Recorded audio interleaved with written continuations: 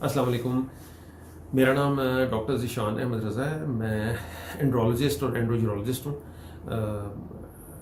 आप मेरे इस चैनल की वसातत से वेरिकोसील के रिलेटेड वीडियो देखते रहते हैं। आज भी मैं वेरिकोसील से रिलेटेड ही एक वीडियो लेके आपकी खिदमत में हाजिर हुआ।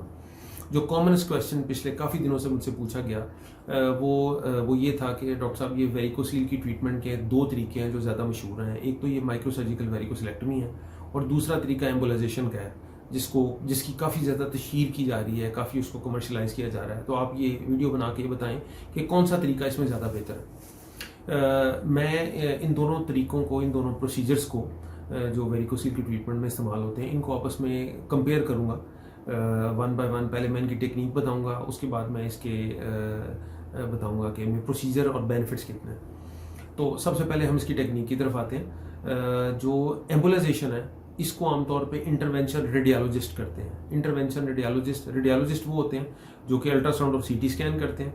आमतौर पे ये सर्जन्स नहीं होते। और दूसरा ये होता है कि ये खून की नालियों को पंक्चर करके इनके थ्रू जाके तो जिस एरिया में प्रॉब्लम हो उसको एड्रेस करते हैं, या उसमें कॉइल्स डालते हैं, या उसमें कैथेटर्स डाल के उनको वेन्स को मुख्तलिफ जगह पे ब्लॉक करते हैं या फ्रीज करते हैं। तो ये इनको इंटरवेंशन रेडियोलॉजिस्ट कहते हैं। अब इसके अंदर ये होता है कि जो अगर जहाँ जिस साइड की वेरिकोसील है, दाएं की है या बाएं की है, उस साइड की वेन को पंक्चर किया जाता है। उस साइड की जो वेन्स है, मतलब जैसे टांग की वेन है, इसको फेमोरल वेन कहते हैं, इसको पंक्चर करते हैं और इसके थ्रू कंट्रास्ट डालते हैं। वो कंट्रास्ट इस प्रोसीजर में वो कंट्रास्ट इस्तेमाल होता है जो कि सीटी स्कैन्स में आमतौर पर इस्तेमाल होता है। तो ये कंट्रास्ट जाके उस सारे सिस्टम को, ये खून की बड़ी नालियों में से गुजरता हुआ उस सिस्टम को ये आउटलाइन कर देता है, जिस सिस्टम के अंदर खून की नाली डायलेट होती है। लेकिन ये सारा कुछ आमतौर पे पेट के अंदर होता है, ये टेस्टिस वाले एरिया में नहीं होता। ये इस आउटलाइन के लिए मुसलसल साथ एक्सरे जो रेडियोग्राफ है वो साथ साथ एक्सरे साथ मशीन साथ साथ चल रही होती है। तो एक तो कंट्रास्ट देते हैं, साथ एक्सरे करते हैं, और उसके बाद यहाँ पे मुख्तलिफ तरह के कॉयल्स या छल्ले, जिसको आप उर्दू में कह लें, या उसके अंदर रिंग्स होते हैं, वो इसके अंदर डाल देते हैं ताकि वो वेन वहाँ ब्लॉक हो जाए। इस प्रोसीजर की जो ड्रॉबैक्स हैं वो एक तो ये हैं कि मतलब आप इसको कह लें कि ये वो जो इसके नुकसानात हो सकते हैं वो ये हो सकते हैं कि इसमें खून की टांग की जो खून की बड़ी नाली है उसको पंक्चर करना पड़ता है। पंक्चर के अंदर खून की टांग की नाली का नुकसान हो सकता है। फिर जो कैथेटर है वो जो गुर्दे की नाली है उसके थ्रू गुजर के गोनेडल वेन में आता है, जहाँ पे ये कॉइल डालता है। तो इसके में गुर्दे की नाली और उस सारे सिस्टम में किसी भी वेन के डैमेज होने का खतरा है।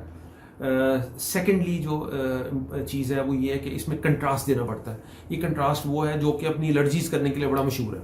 तो ये कंट्रास्ट अगर एलर्जी हो जाए तो इसमें थोड़ी खारिश से लेके सांस के बंद होने तक काफ़ी कॉम्प्लिकेशंस हो सकती हैं, वहीं पे हो सकती हैं। थर्ड चीज़ जो ये है वो ये है कि इसमें कंटिन्यूस एक्सरे मशीन चलती रहती है।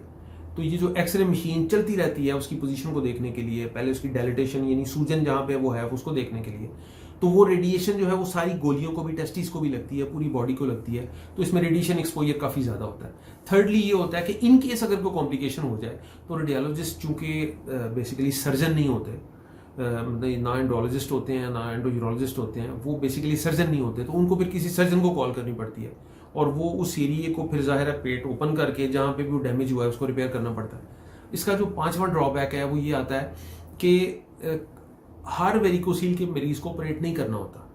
वो वेरिकोसील का मर्ज जो कि बांझपन करे, वो वेरिकोसील का मर्ज जो कि दर्द करे, वो वेरिकोसील का मर्ज जो कि गोली को का साइज चेंज कर दे, सिर्फ इसके अंदर हमने वेरिकोसील को रिपेयर करना होता है। और अगर तो इनफर्टिलिटी के हिसाब से हैं तो रेडियोलॉजिस्ट जो रूटीन से होते हैं, रेडियोलॉजी के हमारे डॉक्टर साहबान हैं, वो आमतौर पे सीमेन एनालिसिस के एक्सपर्ट नहीं होते। तो ये बेसिकली एंड्रोलॉजिस्ट और एंड्रोयूरोलॉजिस्ट का काम है। तो अब थर्डली जो मैं इस पे आता हूँ वो आता हूँ दूसरी टेक्निक है जिसका नाम है माइक्रोसर्जिकल वेरिकोसिलेक्टमी। माइक्रोसर्जिकल वेरिकोसिलेक्टमी ये गोल्ड स्टैंडर्ड टेक्निक है जो ऑल ओवर द वर्ल्ड इस्तेमाल होती है, और इसके अंदर खून के वो ग्रुप्स जो कि एम्बोलाइजेशन से एड्रेस नहीं होते, उन ग्रुप्स को भी एड्रेस किया जाता है, उन ग्रुप्स को भी लाइगेट किया जाता है, उनको बंद किया जाता है। तो वो 6 ग्रुप्स हैं, वो मैंने उनकी बड़ी डिटेल दूसरी वीडियो में शेयर की हुई है। तो वो 6 के 6 ग्रुप्स को ये माइक्रोसर्जिकल से अंडर वीन एड्रेस किया जाता है, यानी अंडर वीन उसको, ठीक है, अपनी आंखों के सामने देखा जाता है। तो वो माइक्रोस्कोप, वो प्रोसीजर जो आप हाली आंख से कर रहे हैं, और वो ऑपरेशन जो कि आप माइक्रोस्कोप के साथ कर रहे हैं, जहां पे आपको चीजें 10 से 20 गुना 25 गुना बड़ी नज़र आ रही है, तो उसके अंदर पेचीदगी का इम्कान काफ़ी कम हो जाता है। इसमें हम आर्टरी सेव कर लेते हैं अल्हम्दुलिल्लाह, इसमें लिम्फेटिक्स सेव हो जाते हैं, इसमें ब्लड जो है वो लॉस नहीं होता आमतौर पे, इसके अंदर जो है वो खून की जो नालियाँ हैं वो बड़े इफ़ेक्टिवली बंद हो जाती हैं, इसके अंदर मसल्स नहीं कटते, इसकी रिकवरी बड़ी अर्ली है, बड़ी जल्दी बंदा मोबिलाइज हो जाता है, इसके अंदर मतलब आप अपने काम रूटीन से सारे कर सकते हैं, इसकी मिनिमल कॉम्प्लिकेशंस है। तो ये चीज़ें मिल के माइक्रोसर्जिकल वेरिकोसिलेक्टमी को गोल्ड स्टैंडर्ड बनाते हैं, क्योंकि ये सारी की सारी वेन्स जितने भी ग्रुप्स होते हैं जो मिल के वेरिकोसिल बनाते हैं उनको एड्रेस करता है, जो किसी भी और टेक्निक से एड्रेस नहीं होते। तो मेरी नज़र में, और जितना लिटरेचर अगर आप सर्च करें, इंटरनेट सर्च करें, जो प्रॉपर एंड्रोलॉजिस्ट हैं और एंड्रोयूरोलॉजिस्ट हैं वो हमेशा माइक्रोसर्जिकल वेरिकोसिलेक्टमी को ही माइक्रोसर्जरी यानी इस माइक्रोसर्जरी की टेक्निक के ज़रिए जो वेरिकोसील का ऑपरेशन होता है उसी को सबसे सुपीरियर समझते हैं और उसी को वो हमेशा रिकमेंड करते हैं। तो आई होप कि आपके बहुत इस शॉर्ट वीडियो के अंदर आपको ये सारी चीज़ें बड़ी तफसील से मैंने बताने की बड़ी कॉम्प्रीहेंसिवली जो है वो कोशिश की है। उम्मीद है कि आपको हमारी ये वीडियो ज़रूर पसंद होगी।